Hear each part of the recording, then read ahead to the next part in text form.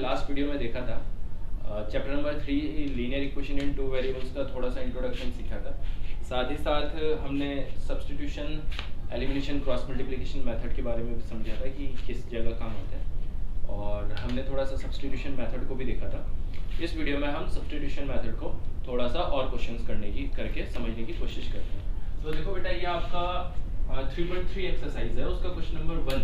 इसमें हमारे पास 6 पार्ट दे रखे हैं, तो हम उसके थ्रू उसको समझने की कोशिश करते हैं। देखो, सबसे पहला क्वेश्चन हमारे पास यहाँ पे x + y = 40 and x - y = 4। ये क्वेश्चन है, ठीक है।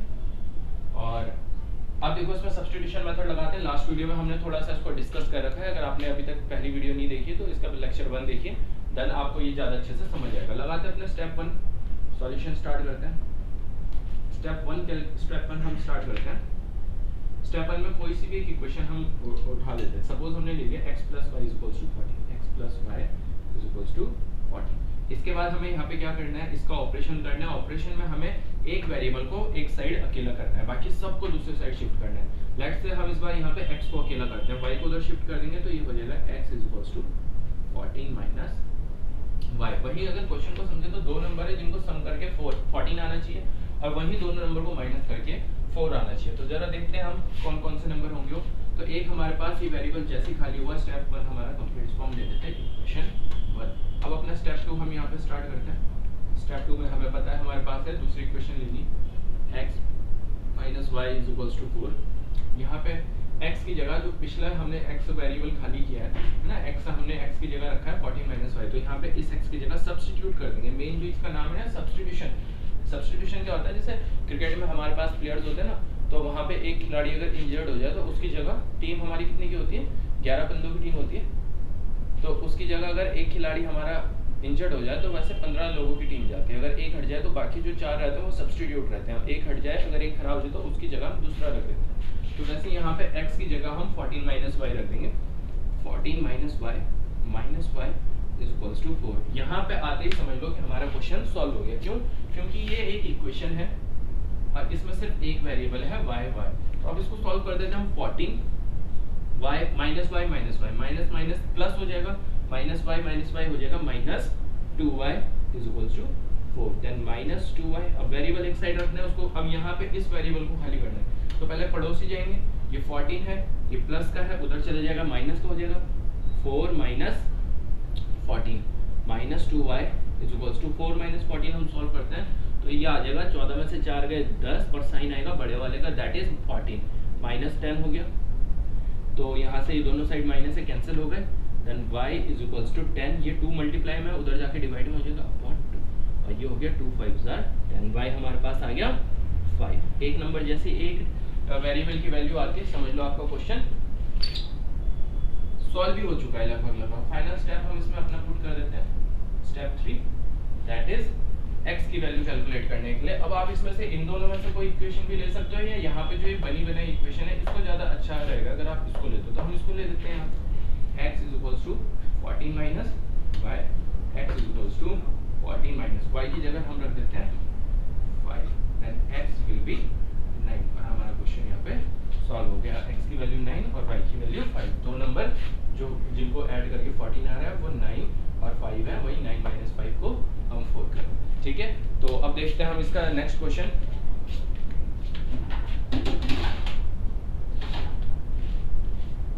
That is question number 2। अगर आपको स्क्रीनशॉट लेना है तो ले लो, लिखना है तो वीडियो पॉज करके एक बार लिख लो, और फिर हम अपना क्वेश्चन नंबर 2 करते हैं। जरा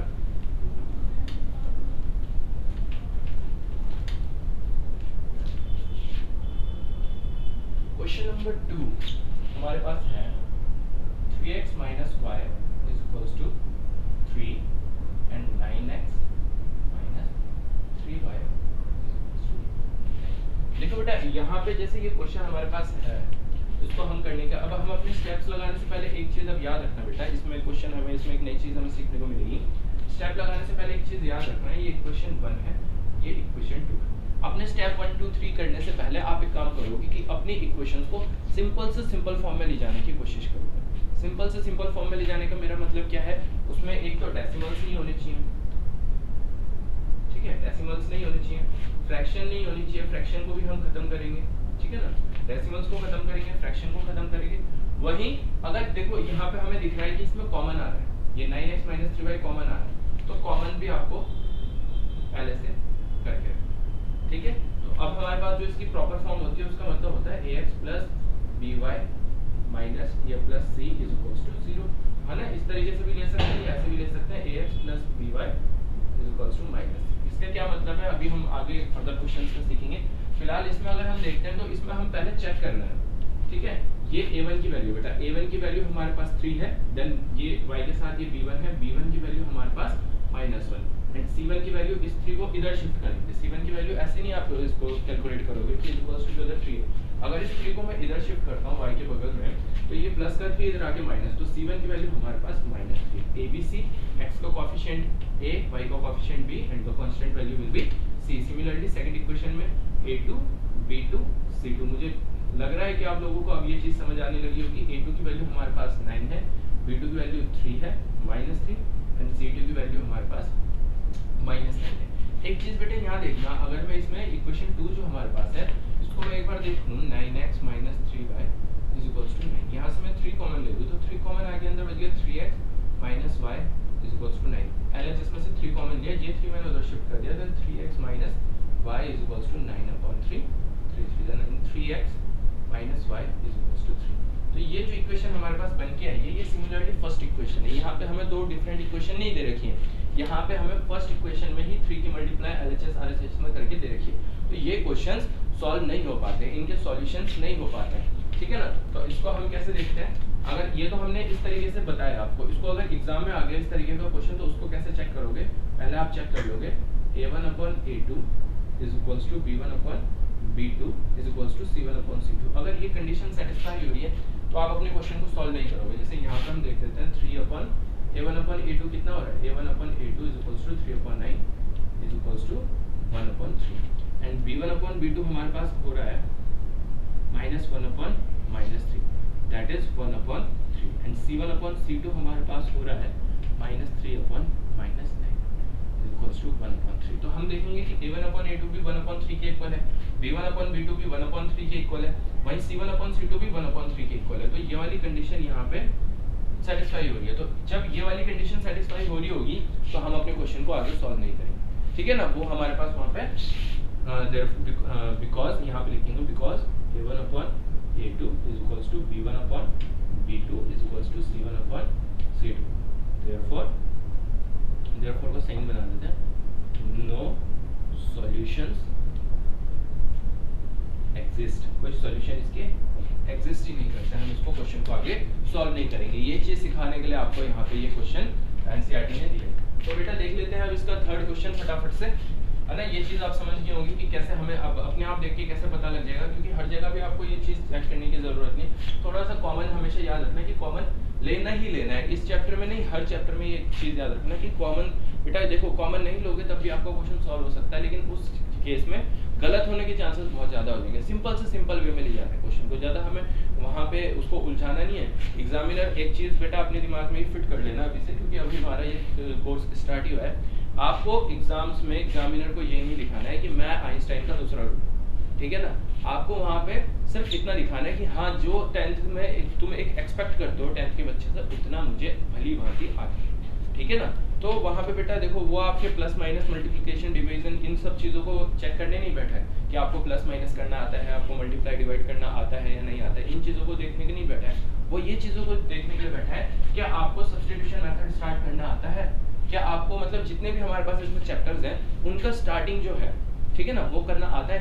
ये फर्दर कैलकुलेशंस में आपको ज़्यादा घूमने की ज़रूरत नहीं है ना, या आप जबरदस्ती उन क्वेश्चंस को ज़्यादा से ज़्यादा डिफिकल्ट बना रहे हो, इतनी भयंकर कैलकुलेशन करके दिखा रहे हो, तो उसमें बेटा क्या लॉस होता है, उसमें ये लॉस होता है कि आप उस क्वेश्चन को करने में ज़्यादा टाइम लोगे, ठीक है ना। वहाँ पे आप अपनी इंटेलिजेंसी तो दिखा रहे हो, अगर आप अपनी इंटेलिजेंसी ना भी दिखा के सिंपल से भी करोगे 4 मार्क्स का क्वेश्चन है तो 4 ही मिलेगा, ज़्यादा से ज़्यादा उसे 4 पेज में भी कर दोगे तो भी 8 ही नहीं मिलेगी। पर एक चीज याद रखना बेटा, कोई भी क्वेश्चन हो 1 पेज 2 पेज से ज्यादा जा ही नहीं सकता। वैसे तो 90% क्वेश्चन 1 पेज में ही होने चाहिए, ठीक है ना, इस चीज का विशेष ध्यान रखना। नेक्स्ट क्वेश्चन देखते हैं।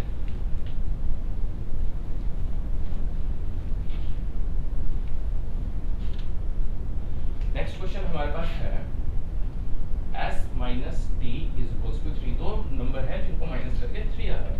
ओके, वहीं s upon 3 plus t upon 2 is equals to 6। ठीक है, एक नंबर का 1/3 और दूसरे नंबर का 1/2, मतलब हाफ, दोनों को ऐड करता हूँ तो 6 आ रहा है। इसलिए अब हमने लास्ट क्वेश्चन में एक चीज देखी थी कि हम अपनी इक्वेशंस को सिंपल से सिंपल फॉर्म में लिखेंगे। ये तो चलो हमारे पास एक इक्वेशन सिंपल है, कोई दिक्कत नहीं, इसमें ना डेसिमल है ना फ्रैक्शन है, लेकिन इस वाली इक्वेशन में हमारे पास फ्रैक्शन आ गई, तो इसको पहले थोड़ा सा सॉल्व करेंगे। फ्रैक्शन खत्म करना है बेटा, ऐसे तो है नहीं कि हटा के फेंक दो। फ्रैक्शन कैसे खत्म होगी, एलसीएम ले देते हैं, 3 और 2 का एलसीएम आ गया 6, क्रॉस मल्टीप्लाई होगी 2 की यहाँ होगी 2s plus 3t is equal to 6। ये डिवाइड का 6 से इधर, इसे इधर शिफ्ट कर दिया, 2s plus 3t is equals to 6, ये मल्टीप्लाई में चला के 6 × 6, तो ये हो गया 2s plus 3t is equals to 36। तो अब आपको इस इक्वेशन को और इस इक्वेशन को लेकर सॉल्व करना है। ठीक है ना, इन दो इक्वेशंस को अज्यूम करना है, इसको हमने मॉडिफाई कर दिया है ना, मॉडिफाई करना है अपनी इक्वेशन को। अगर डेसिमल होते हैं, फ्रैक्शन होते हैं, तो आपको मॉडिफाई करना है उन इक्वेशंस को। तो अब हम अपना स्टेप लगाते हैं, दैट इज स्टेप 1 सॉल्यूशन में। स्टेप 1 हम लगाते हैं, कोई सी भी इक्वेशन, सिंपल से सिंपल इक्वेशन उठानी है हमने स्टेप 1 में, तो ये वाली थोड़ा सा दिखने में भी लग रही है उलझी हुई, इसको उठाते हैं। तो बेटा हम यहाँ पे आए हैं s minus T is equals to 3। ठीक है ना, एक इक्वेशन हमने ले ली s minus T is equals to 3, यहाँ से हम सिंपली सॉल्व कर सकते हैं s is equals to 3 plus T. s को भी इधर शिफ्ट कर सकते थे, लेकिन फिर माइनस टी इधर रह जाता, तो हमें आने वाली कैलकुलेशन में प्रॉब्लम होती उससे, है ना। तो हमारे पास जैसे एक वेरिएबल एक साइड खाली हुआ, हमारा ये क्वेश्चन, हमारा ये स्टेप कंप्लीट हो गया। देन हम रखते हैं स्टेप 2। स्टेप 2 हमारे पास है, जो इक्वेशन हमने ली उसके अलावा दूसरी इक्वेशन ले ली, तो दूसरी इक्वेशन हम ले देते हैं 2s plus 3t is equals to 36। s की जगह हम 3 प्लस t रख देते हैं 2, s की जगह आ गया 3 plus t plus 3t is equals to 36। s की जगह हमने बेटा ब्रैकेट लगा के रखना है, अगर आप ब्रैकेट नहीं लगाओगे तो ये 2 सिर्फ 3 के साथ मल्टीप्लाई में माना जाएगा, लेकिन s की जगह तो हमारे पास है s किसके इक्वल है 3 प्लस t के, तो s की जगह जो 3 प्लस t आप रखोगे, ब्रैकेट लगा के रखोगे। इस ब्रैकेट का क्या मतलब होगा कि 2 की मल्टीप्लाई आप 3 में भी करोगे, t में भी करोगे, तो 2 3 यहाँ पे हो गया 6 plus 2t plus 3t is equals to हमारे पास कितना है 36। बेटा हमारा क्वेश्चन था s plus 5t is equals to 36 and 5। अच्छा, इसके बाद इधर से कर देते हैं 6 plus 5t is equals to 36। यहाँ तक हम पहुंचे थे। इस 6 को हम इधर शिफ्ट करते हैं, है ना। पहले हमें एक वेरिएबल खाली करना पड़ेगा, तो t को हमें खाली करना है, तो पहले पड़ोसी जाएंगे, फिर घर के बंदे जाएंगे। तो 5t अभी घर का 5 जो है घर का बंदा है, बिल्कुल पास में, तो ये मल्टीप्लाई में इसको बाद में शिफ्ट करेंगे। ये 6 उधर आ जाएगा, -6 हो गया, then 5t will be 30 and then the value of t will be 30। ये प्लस का 5 है, ये मल्टीप्लाई में 5 ये नीचे आके डिवाइड में आ जाएगा, तो 5 6 are 30 and t will be equals to 6। अब जैसे हमारी एक वेरिएबल की वैल्यू आई, वैसे ही हमारा क्वेश्चन यहाँ पे कंप्लीट होता है। बस हमें एक स्टेप, अपना फाइनल स्टेप लगाना है, स्टेप 3। स्टेप 3 में आप इस इक्वेशन या इस इक्वेशन में से कोई सी भी इक्वेशन रख सकते हो। ये वाली और ये वाली एक जैसी है, बस इसका मॉडिफाइड फॉर्म है, तो ये वाली रखने में, क्योंकि ये पहले से थोड़ी सी कैलकुलेट हो रखी है ना, सिंपल फॉर्म है, तो ये ज़्यादा अच्छी रहेगी। तो s is equals to 3 plus t की वैल्यू हम पुट कर देते हैं यहाँ पे 6, then s will be equals to 6 plus 3 will be 9। Then हमारे पास दो नंबर बन के आए 9 एंड 6। अगर दोनों को माइनस कर रहे हैं तो 3 आ रहा है, 9/3 that is 3 and 6/2 that is 3। तो इन दोनों को भी ऐड कर रहे हैं, इनके फ्रैक्शन को, तो हमारे पास 6 आ रहा है। तो यहाँ पे देखो बेसिक, तो बाकी पार्ट तो सब पहले जैसे ही था, सिर्फ ये है कि अगर आपको एक फ्रैक्शन दे रही है तो उसको सिंपल फॉर्म में ले जाके आपको उसके बाद सॉल्व करना है। ठीक है, नेक्स्ट क्वेश्चन हम अपना देखते हैं।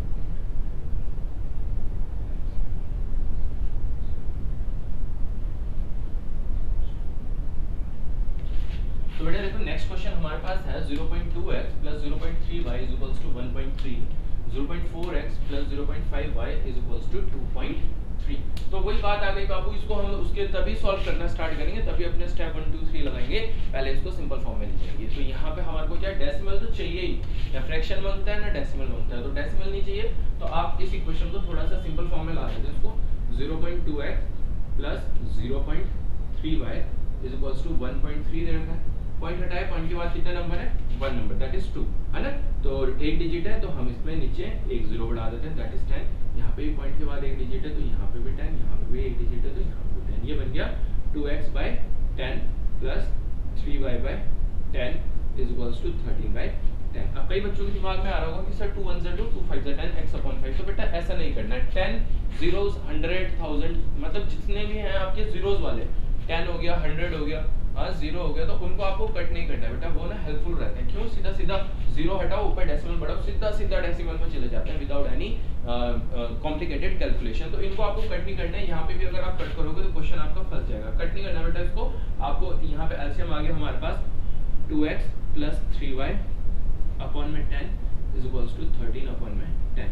अब इधर के अपॉन में भी 10 है, इधर अपॉन में भी 10 है, ये 10 से हम 10 कैंसिल कर सकते हैं। आप इसको भी ऐसे भी समझ सकते हैं कि डिवाइड का 10 है, उधर जाके मल्टीप्लाई का होगा और 10 से 10 कट हो जाएगा, तो ये हो जाएगा 2x plus 3y is equals to 13। आपको बेटा वो स्टेप नहीं लगाना है। यहाँ पे अगर ये डिवाइड का 10 है, आप उधर भेज दो मल्टीप्लाई में, तो आपका एक स्टेप अननेसेसरीली ऐड हो रहा है ना। मैंने आपको क्या बोला, एग्जामिनर को पता है कि 10th के बच्चों से पता है ये क्यों काट रहा हो, रट्टा मार के नहीं आ रहा है, इतना समझता है एग्जामिनर, है ना। तो आपको वो क्या होगा, वो टाइम लेगा आपका। और एग्जाम में बेटा एक मिनट बहुत कीमती होता है। 3 घंटे 180 मिनट एक क्वेश्चन आपको करने में लगभग 9 से 8 से 9 मिनट के बीच में मिलते हैं, ठीक है ना। वैसे ये हमारी एक इक्वेशन सॉल्व हुई, एक इक्वेशन हमारी सिंपल फॉर्म में चली गई। और सिमिलरली हम दूसरी इक्वेशन जो हमारे पास दे रखी है 0.4x plus 0.5y is equals to 2.3। Decimal हटाते हैं, नीचे एक 0 बढ़ाते हैं, डेसिमल हटाते हैं, नीचे एक 0 बढ़ाते हैं, डेसिमल हटाते हैं, नीचे एक 0 बढ़ाते हैं। हमारे पास आ गया 4x/10 plus 5y/10 plus 23 is equals to 23/10। अब यहाँ पे भी आपको दिख रहा है कि 5 1 5 5 2 10 और ये 2 2 4। तो आप यहाँ पे भी बेटा वो गलती मत करना, मैंने बोला है आपको जीरोस में चाहे 10 हो 100 हो 1000 हो, इनको डिवाइड नहीं करना। तो ये एलसीएम आ गया इसका 10 और ऊपर आ गया 4x plus 5y is equals to 23/10। 10 से 10 कैंसिल हो गया, 4x plus 5y is equals to 23। ये आपकी दूसरी इक्वेशन बन गई। अब इसके बाद आप इसमें अपना स्टेप 1 2 3 और एक चीज़ और चेक कर लेते हो, कुछ कॉमन तो नहीं आ रहा है, नहीं आ रहा है, यहाँ पे भी कॉमन नहीं आ रहा है। तो इसके बाद अपना स्टेप 1 2 3 लगाना स्टार्ट करो, क्वेश्चन सॉल्व करना स्टार्ट करो। तो बेटा हम ये डिस्कस कर रहे थे कि इस क्वेश्चन को मैं आपको यहीं तक करा रहा हूँ क्योंकि मेरे को ये लगता है कि आपको काफ़ी हद तक अब सब्स्टिट्यूशन करना आ ही गया होगा। तो रेस्ट आप इसको सॉल्व करो, अगर प्रॉब्लम आती है सॉल्व करने में तो मेरे को बताओ, मैं फर्दर वीडियोस में इसको आपके लिए सॉल्व करके भी दे सकता हूँ। वैसे मुझे लगता नहीं है कि मेरे को अब दोबारा करवाने की इसको ज़रूरत पड़ेगी, है ना। अब नेक्स्ट क्वेश्चन देखते हैं बेटा अपना।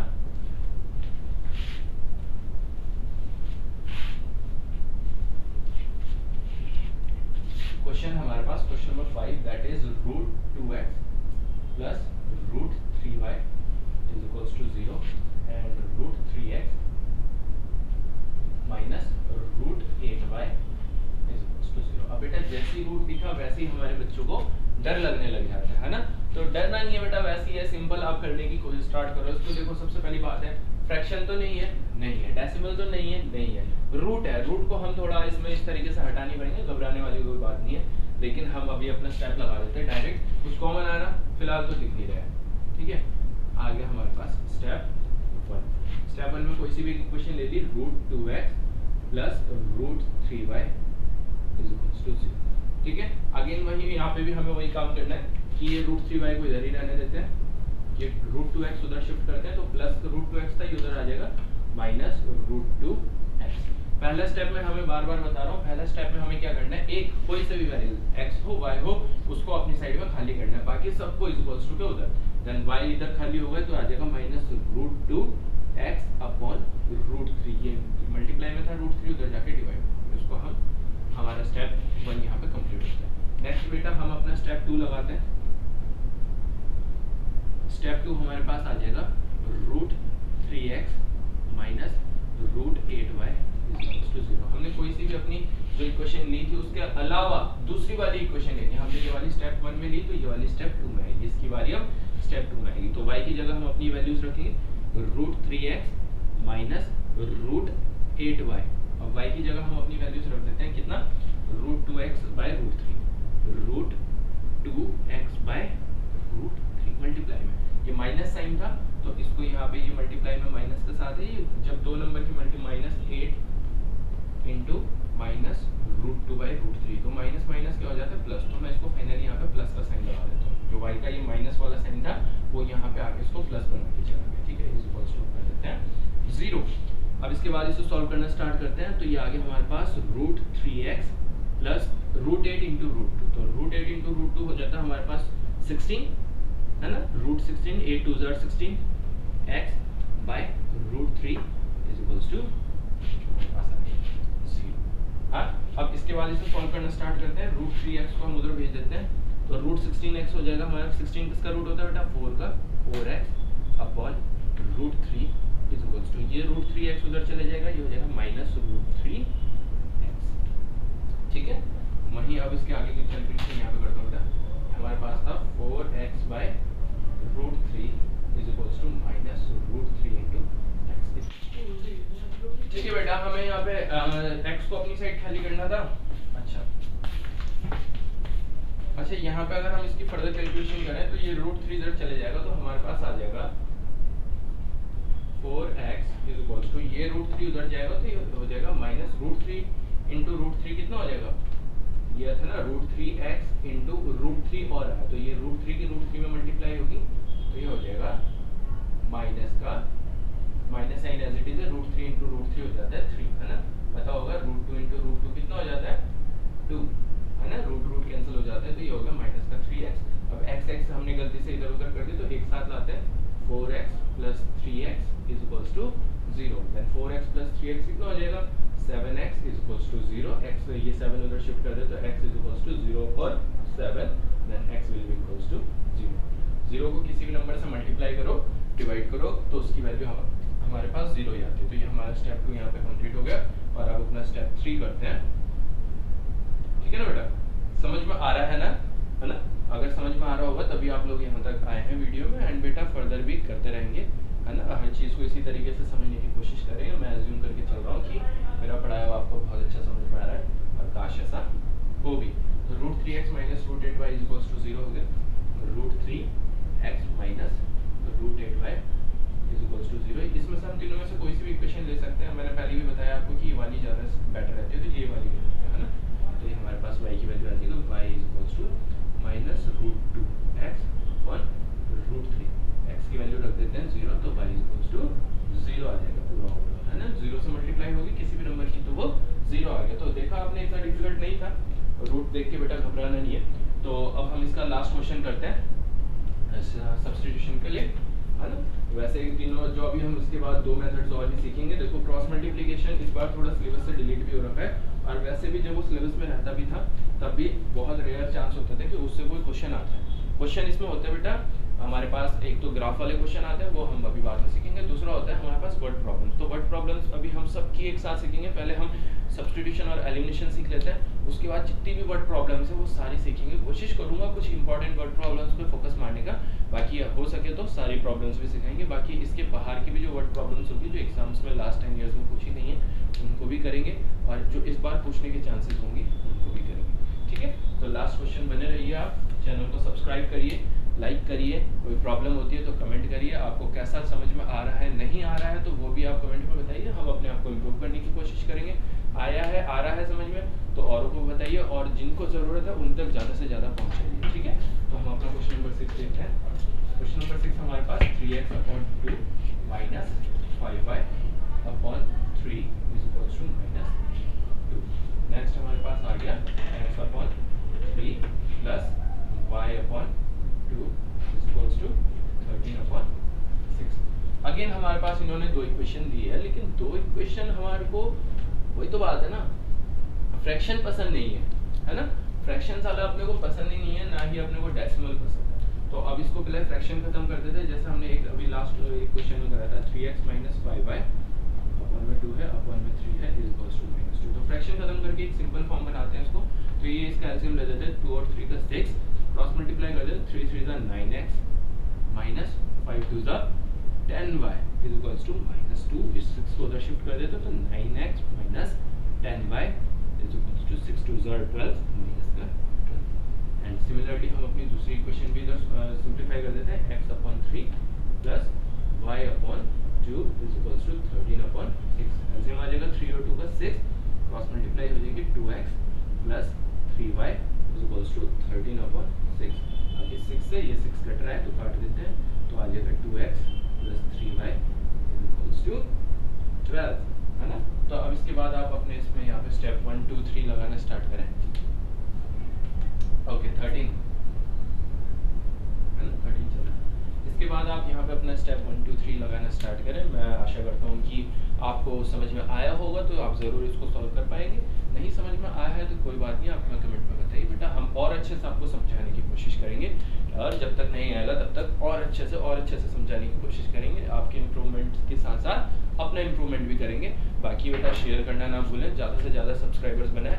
और एक चीज़ जैसा कि मैंने आप लोगों को शायद नहीं बताया बेटा, अभी हमारा क्या होता है ना कि बहुत से बच्चों को ऐसा लगता है कि अभी छोटे यूजुअली 9 10 11 12 के बच्चे, इनको पता नहीं होता क्यों पढ़ना है। तो हम एक तरीके का यहाँ पे आपके लिए एक टेस्ट ऑर्गेनाइज करने वाले हैं। जैसे हमारे 1000 सब्सक्राइबर्स हो जाते हैं, वैसे ही एक लाइव टेस्ट हम यहाँ पे रखेंगे, जो कि हर संडे को होगा और आपका टेलीग्राम के थ्रू होगा। लाइव टेस्ट रहेगा, जो भी उसमें अच्छा परफॉर्म करेगा उसको एक हमारी तरफ से एक मोटिवेशनल रिवॉर्ड 1000 रुपीज़ के तौर पे दिया जाएगा। तो हम ये चाहते हैं कि आप भी जल्दी से जल्दी हमारे 1000 सब्सक्राइबर्स आप कंप्लीट करवाएं, शेयर करें ज़्यादा से ज़्यादा, और हमारे इस टेस्ट को भी जल्दी से जल्दी हम स्टार्ट कर पाएँ। तो अभी के लिए हम इतना सीखते हैं, नेक्स्ट वीडियो में हम एलिमिनेशन सीखते हैं, एंड उसके बाद फर्दर वीडियोज़ में हम इसकी वर्ड प्रॉब्लम्स करेंगे। तो ठीक है बच्चों, आज के लिए इतना ही, मिलते हैं आपसे नेक्स्ट वीडियो में।